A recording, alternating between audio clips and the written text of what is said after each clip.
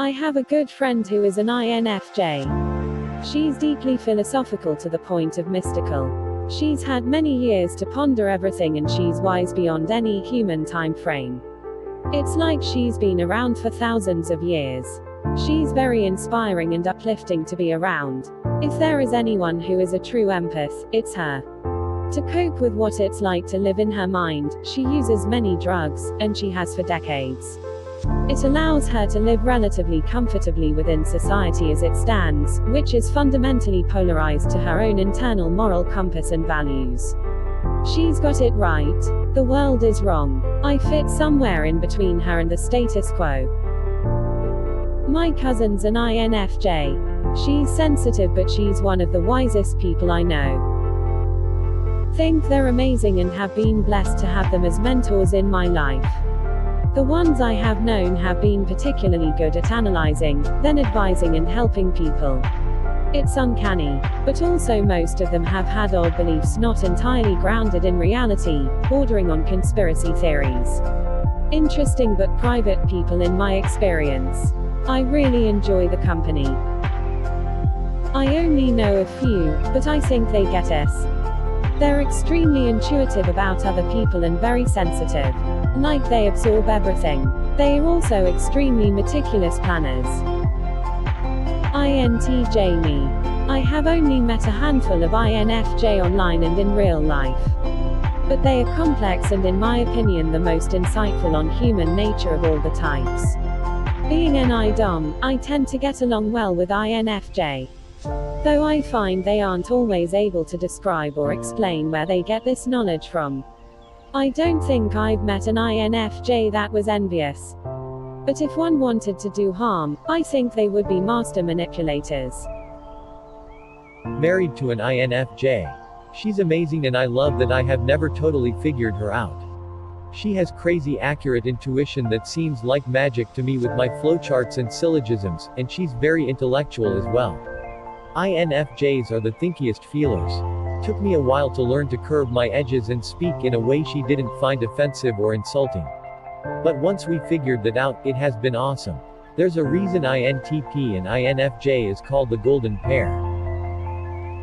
INFJs always make me feel personally attacked and I don't like it now. I'm ESFP, but I'm bored and I felt like commenting. My good friend is INFJ. She's really in tune with how I'm feeling and she guesses well 80% of the time. The other 20% she definitely overestimates the intensity of feeling I'm capable of. But regardless, she's sweet, caring, but I often feel like I just don't do enough to give back because she's so FE. So while I really like her, I'm also a little put off by being in an unequal relationship. I'm INFP. Relationship of any sort with an INFJ is a strain on my nerves. They alternate between periods of hot and cold. They are able to read INFP better than INFP reads them, so INFP is the vulnerable and clueless one and INFJ takes pride in being its parent. They know they are subconsciously able to manipulate the INFP if they want to. Even though people say it's an ideal match, I think it is toxic. My father is an INFJ. I love him and his personality. He is extremely good at understanding me and everyone, and gives such good advice. My best friend is an INFJ woman. I'm INTJ. She understands me like no one else. My partner is an INFJ, and I swear I've never been so understood in my life. My husband is INFJ. I'm INTP. Things aren't always easy between us, but when it's good, it's amazing. He's the only person I've ever met who understands that I am not being rude, or pompous, or condescending, when a lot of people think that of me. He will always listen to my rants even when I know he doesn't understand or have any interest. He calms me down like no one else can, but he absolutely will not take my shit. It works for us. It's a good balance, I think. Great listeners. Understanding, good listeners. Unhealthy INFJs I've met thought they had me figured out very soon after meeting, and tried to demonstrate that understanding by cheeky manipulation. It can be fun, but it gets old very quickly, and they don't know me that soon after meeting me, no matter what they convince themselves. They're probably just projecting. They also try to be mysterious by not communicating clearly. Or at the very least, I don't understand their way of communication very well. If there were a contest for the most judgmental of the 16 types, INFJs would win. I think it's suicide. They are so much paranoid and judging everything. I tried INTJ, it was much better but didn't last. They make emotional judgments, and are often too arrogant to change their often incorrect opinions of others. I think he has tried to put me in the box occasionally throughout the years. But I'm wise to that now. My twin sister and I are both INFJs. She's really down to earth and a good person. Though she needs to exercise her TI more. She trusts her NIA a little too much. To me it looks like they are using TI to convince themselves about what they already believe in. No real scientific thinking going on. Irrational rational wannabes. My brother is an INFJ, and I get along with him better than almost anyone. I think the key as to why we interact well, is because we focus completely on listening when talking to each other. One pattern I notice with NI-DOMs, is that sometimes they stick to their instincts way too much, even if it's going to be wrong. If you come across one who will listen, they are a million times easier to communicate with. My INFJ broke up with me after about 5 months. We got along very well, but her intuition told her it wouldn't last, so she decided to make an end to it.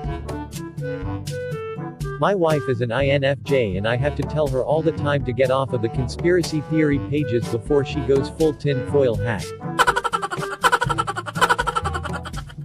INFJs usually have great opening chemistry, then some weird bullshit happens in their heads, then they act shady. We love you, but we don't like you most of the time because of your issues you guys never talk about. INFJs are the best and the rarest. The world would be a better place if more people could be INFJ. INFJs are the rarest type, and I can't help but feel like I've caught a shiny Pokemon. I don't think they are as rare as they say. I've met a ton of them. My daughter is one. And I have a couple friends that I've known since high school, they're both INFJ. They seem a reoccurring theme in my life, to the point where I sometimes question their assertion that they're the most rare personality type. I'm going with the absent-mindedness. Most got killed crossing the street because they were distracted. Else, we would have 10% INFJ. It seems like INFJs are also more likely to take the typology super, unquestionably, seriously, which alongside the rarest type shit will make them think they are the most important-est, special-est little flowers in the whole wide world. My sister is an INFJ. She is constantly sharing the fact that she is rare. Thank heavens. Most INFJ has messiah complex and other you are special and will save the world stuff in them. It is the NIFE combination to be exact. You can find them building churches, or religions, or Nazi. Delusions of grandeur. My INFJX fits the profile of a covert narc to AT. And he definitely wasn't any other type. I've noticed that NFJs are very successful narcissists due to their FE. Very good at manipulating people through flattery. So, INFJs are just narcissists with messiah complexes. Good to know. Thank God they are the rarest personality type. I'm INFJ, and after reading all the comments, I'm scared I might be a narcissist. Nothing. They're all insane. INFJ is not even an MBTI type. It is a cluster B, cluster F, and a mental illness. All they do is bitch and contemplate their existence. Do INFJs talk about anything besides being an empath? Yeah, sure. INFJ master race. I'm only good at overthinking and acting as a free therapist. Would trade it for censor dom, to be honest. My boyfriend. It's the healthiest relationship I've ever been in. My husband is an INFJ. The most healthy relationship I've had, romantic or not. I married an INFJ and I am as happy as I possibly can be. I married an INFJ. I've never been more loved or understood in my life. I think they would be the ideal partner. Some people are able to make me more emotionally connected to them. And I like when it happens. INFJ are the best at this in my experience. As far as feelers go, they're probably the best one. They are like gods really. My INFJ brother and I get along pretty well. I don't always get his memes, and I'm a filthy capitalist and he's a dirty commie, but he's one of like 5 people within 100 miles I really like or love. I have 2 very close friends who are INFJs but not in the same group of friends. One is a doctor, the other is a designer, and they are both very intelligent, philanthropic, and logical. But they daydream about love and romance, which I sometimes eye roll from time to time. They are really logical, but it's fueled by a moral core that doesn't care about logic. This moral core is not always good and pure. It could be spiteful and vindictive. It depends on the INFJ. You could be debating the finer points of something, and hit a wall when they suddenly stop accepting or caring about logic.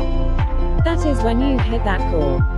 My significant other is INFJ, and she has her quirks that at first irritated me which I now find cute. Like she has to turn away from violence on the screen because she can't remove herself from what she sees. I have a friend who I believe to be an INFJ. He's what I would call intense but humble. Intensely principled, intensely private, intensely emotionally expressive through his music. But very kind and caring in a way that's both highly personal yet still a little detached. It's an interesting and almost mysterious mix, caring deeply and genuinely, yet still always keeping a certain bit of distance. I believe the only person who knows him as thoroughly as possible is his wife. He's also very outspoken about his views, and walks the walk rather than just talking the talk. He's someone I admire a lot.